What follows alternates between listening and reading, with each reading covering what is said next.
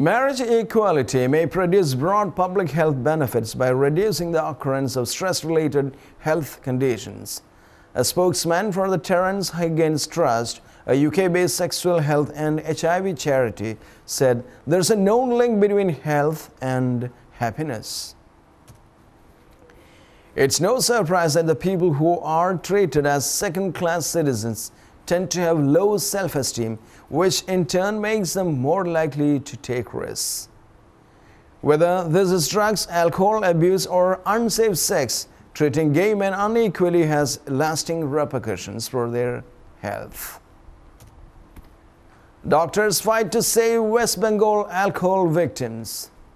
Doctors in India's West Bengal state were battling to save the remaining victims of toxic alcohol poisoning that has now killed 160 people. A total of 204 people are still being treated in hospital, most of them critically ill. Residents of 12 villages in the South 24 Praganas district fell in after drinking the alcohol on Tuesday night. 10 people have been arrested. Officials said the fuel methanol had been found in at least 20 victims. Press reporter Amidapha Bhattasali in Calcutta says there's a shortage of medicine in hospitals and many patients have complained that they were being asked to buy their medicine from outside. Most victims are poor villagers who are unable to afford it. Many of the victims had stayed at home fearing police harassment if they went to hospital, so the exact number of people affected has still to be determined. The West Bengal state government has ordered a criminal investigation into the death. Police are gathering toxic alcohol samples. District Magistrate Narayan Surab Nigam told AFP that methanol, sometimes used as a fuel, has been found in at least 20 victims. West Bengal Police Additional Director General Surojit Kar Purokayastha said we are now looking for the kingpin of the racket. Chief Minister Mamata Banerjee announced compensation for the families of victims. She said strong action will be taken against those manufacturing and selling illegal liquor, and not a total ban on the manufacture itself. Our correspondent says the illegal breweries are in the Gochuran area and local residents say they operate with impunity as local authorities do not interfere. One man in the illegal liquor business who operates in Gochuran said this batch came from a man who was extremely greedy and who watered down the liquor, then mixed it with pesticide to give it a flavor. The liquor is packed in cans and delivered all over the district and other parts of the state in buses and on trains. Retailers sell sachets after filling them up with the liquor. The illegal alcohol, commonly called Deshi Daru or country-made liquor in India, is called Choli in West Bengal and it usually costs as little as 10 rupees. And the majority of the consumers are poor daily wage workers. The tainted liquor can lead to fits, vomiting and death, an all too regular occurrence in India. Last week, the state of Gujarat brought in a new law making the illegal manufacture and sale of toxic alcohol there punishable by death. Australia jails Holsworthy army-based suicide plotters. 3 Muslim men have been sentenced to 18 years in jail for plotting a suicide attack on an army base in the Australian city of Sydney. They had intended to enter the Holsworthy base with automatic weapons and shoot until they were killed. But Judge Betty King described their plans as amateurish and they were caught before enacting the plot. Judge King said all 3 had extremist views, which they had not renounced, and none of them had shown remorse. Your plans were evil. You intended to carry out random shooting at anyone on that army base, she said. But she added this was far from a sophisticated plan that was hatched. The 3 men refused to stand when the judge entered the courtroom. One of the defendants, Wassam Fatal, 35, had to be removed from the court because he repeatedly shouted about Afghanistan and Syria. Fatal and other two men, Naif El Sayed, 28, and Sani Awais, 27, were told that they should serve 13 and a half years before being eligible for parole. At the time of their arrest in August 2009, police said the attack would have been the worst in the country's history.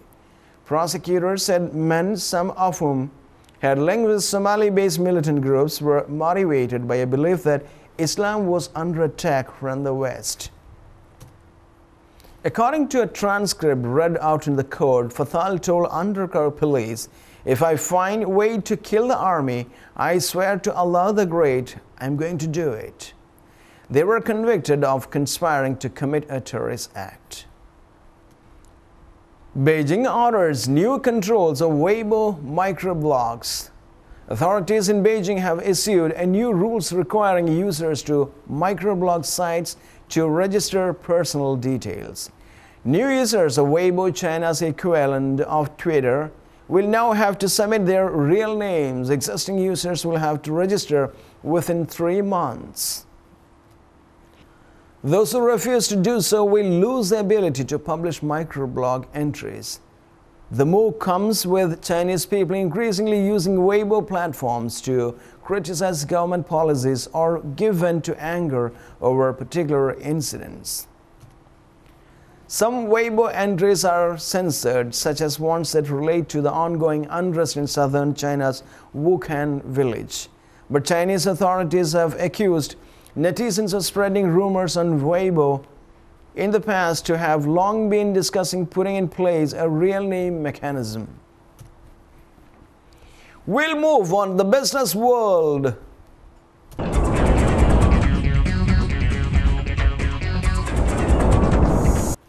India keeps interest rates on hold at 8.5%. The Reserve Bank of India has held interest rate at 8.5%, interrupting a long period of rate increases. The widely expected decision reflects concern at the weakness of the economy. Inflation remains high, although the rate of wholesale price rises fell to 9.1% in November from 9.7%. Month earlier, data on Wednesday showed. Despite the central bank raising rates 13 times since March, value of the Indian rupee fell to another all-time low against the dollar this week. The currency's weakness, which has been driven by weakening economic data, has pushed up the price of imported goods in India, fueling inflation. The central bank is walking a very tightrope, said Jagannathan Tungunthala, head of research at SMC Global Securities in New Delhi. They are battling too many challenges at the same time, be it the glowing growth rupee and the inflation. Like many economists, has now expects that the next move to be a rate cut, although this may not happen until March, after updated inflation and growth forecasts are released. Welcome to the world of science. LEDs offer a bright future, says report. A field trial of LED lights fighting in social housing says the new technology can deliver huge energy savings, reduce costs, and makes residents feel safer. The study carried out by the Energy Saving Trust (EST) measured the performance of more than 4,250 LED light fittings installed at 35 sites. The EST said it carried out the trial because an increasing number of LED lights were now commercially available. It is predicted the technology could dominate the lighting market by 2015. We like to test these things in situ in order to understand their real performance rather than rely on manufacturers' claims, explained James Russell, EST Technical Development Manager. But he added, "We are not one of those rare times when there is a revolution. I think it's far fair to say within the lighting sector." LEDs promise to be the way forward for this whole sector, to be honest. There are so many benefits. They can be smaller, brighter. It's one of those rare technologies where the trial has shown it performs better than the lighting systems it is replacing, but at the same time using less energy. And in sports,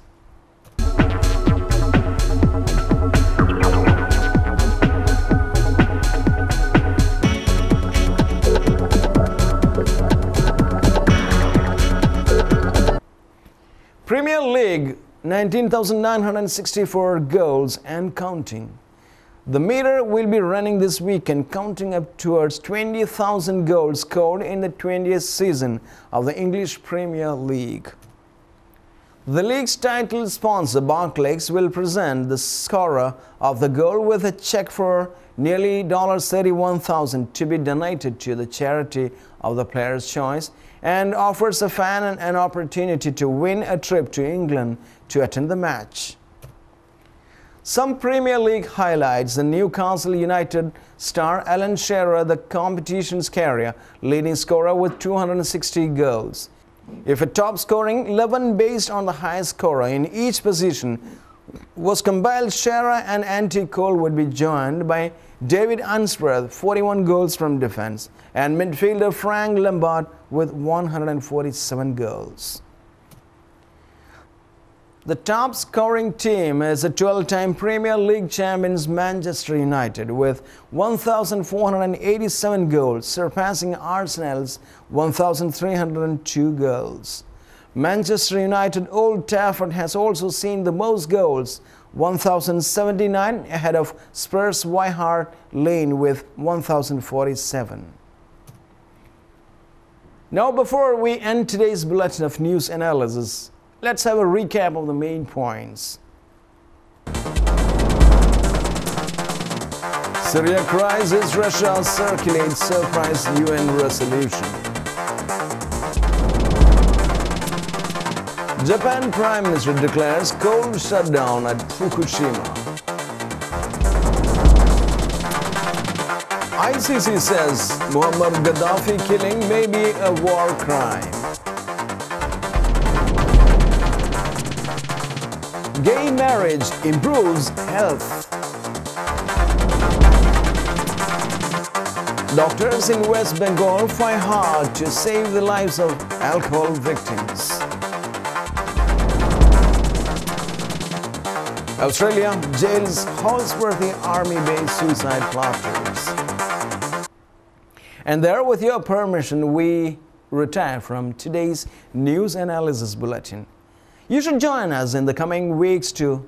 All the episodes carry right and legitimate information. So be with us. Thank you.